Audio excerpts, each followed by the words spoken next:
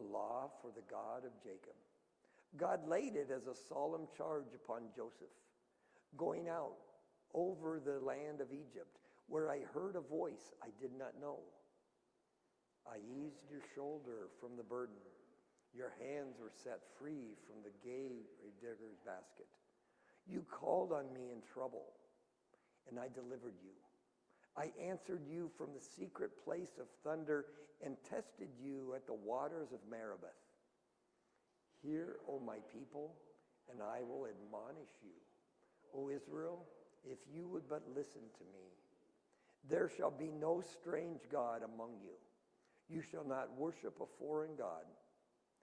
I am the Lord your God, who brought you out of the land of Egypt. Open your mouth wide, and I will fill it. Let us sing together day by day.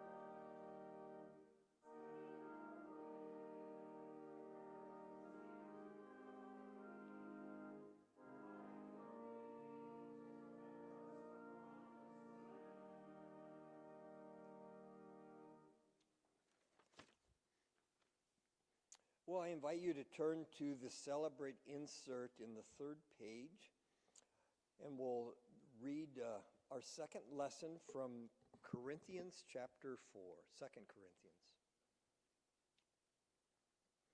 We do not proclaim ourselves. We proclaim Jesus Christ as Lord, and ourselves as your slaves for Jesus' sake. For it is the God who said, "Let light shine out of darkness," who has shone in our hearts to give light of the knowledge of the glory of God in the face of Jesus Christ. But we have this treasure in clay jars, so that it may be made clear that this extraordinary power belongs to God and does not come from us. We are afflicted in every way, but not crushed, perplexed, but not driven to despair, persecuted, but not forsaken, struck down, but not destroyed, always carrying in the body the death of Jesus, so that the life of Jesus may also be made visible in our bodies.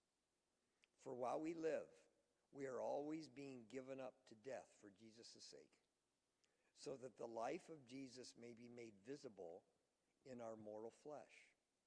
So death is at work in us, but life in you. Our gospel reading from the second chapter of Mark, we're going to use a little bit different translation today. It'll be up on the screen, or you can find it in the paper bulletin. This is a translation from the Message, which is a more up-to-date version or language used to tell this story.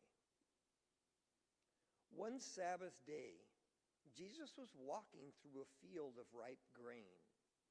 As his disciples made a path, they pulled off heads of grain. The Pharisees told on them to Jesus, "Look, your disciples are breaking Sabbath rules." Jesus said, "Really? Haven't you ever read what David did when he was hungry, along with those who were with him? How he entered the sanctuary and ate fresh bread off the altar, with the chief priest Abiathar right there watching him. Holy bread that no one but the priests were allowed to eat. And he handed it out to his companions." Then Jesus said, "The Sabbath was made to serve us. We weren't made to serve the Sabbath. The Son of Man is no yes man to the Sabbath. He's in charge." Then Jesus went back in the meeting place where he found a man with a crippled hand. The Pharisees had their eyes on Jesus to see if he would heal the man, hoping to catch him in a Sabbath violation. He said to the man with the crippled hand, "Stand here where we can see you." Then Jesus spoke to the people. "What kind of action suits the Sabbath best? Doing good or doing evil? Helping people or leaving them helpless?" No one said a word, and he looked them in the eye, one after another, angry now, furious,